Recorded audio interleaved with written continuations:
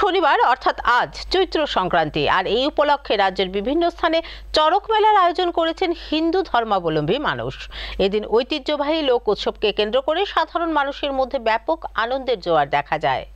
চড়ক পূজা হিন্দু ধর্মাবলম্বীদের গুরুত্বপূর্ণ একটি লোক উৎসব। বাংলা পঞ্জিকা অনুযায়ী প্রতি বছর চৈত্র মাসে সংক্রান্তিতে বা চৈত্রের শেষ দিনে এই পূজা অনুষ্ঠিত হয়। এমনকি বৈশাখের 2-3 দিন ব্যাপীও চলে চড়ক পূজার উৎসব। চৈত্র মাসে পালিত হিন্দু দেবতা শিবের গাজন উৎসবের একটি অংশ। ভক্তরা 1 মাস ব্যাপী বাড়ি বাড়ি শিব গৌরী নাচ করে, ভিক্ষা করে এবং নিরামিষ খেয়ে থাকেন। আর এরপর চৈত্র মাসে সংক্রান্তির দিন চড়ক পূজার আয়োজন করেন। আর এই উপলক্ষে শনিবার রাজ্যের বিভিন্ন স্থানে মহা ধুমধামের সহিত চড়ক উৎসব পালন করা হয়। ধর্মনগর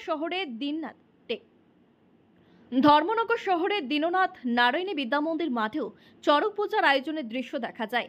এই উৎসবকে কেন্দ্র করে শহরের পাশাপাশি আশেপাশে গ্রামীণ এলাকা প্রচুর মানুষ অংশগ্রহণ করেন। বিশেষত এই উৎসবে শিশুদের আকৃষ্ট করে বেশি। অন্যদিকে আগরতলা প্রতাপগড় ঋষি কলোনিতেও 76তম চড়ক উৎসব উপলক্ষে ব্যাপক আয়োজন করা হয়েছিল। এই স্থানে চড়ক পুজোকে কেন্দ্র করে ব্যাপক জনসমাগম ঘটে।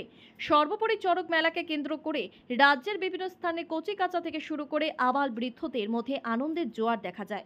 আপনার থাকছে বিভিন্ন ধরনের খেলা হয়, তাস খেলা হয়, ভূমিসজ্জা হয়, জলচক্র হয়, ঝাড় খেলা হয়, সরসজ্জা হয়, শিব দুর্গার যুদ্ধ হয় এবং কালী নাচ হয়, শিব দুর্গার বিবাহ হয় এবং বসি বানপাট মায়ের প্রভু যা আজ্ঞা দেয় তাই হয়।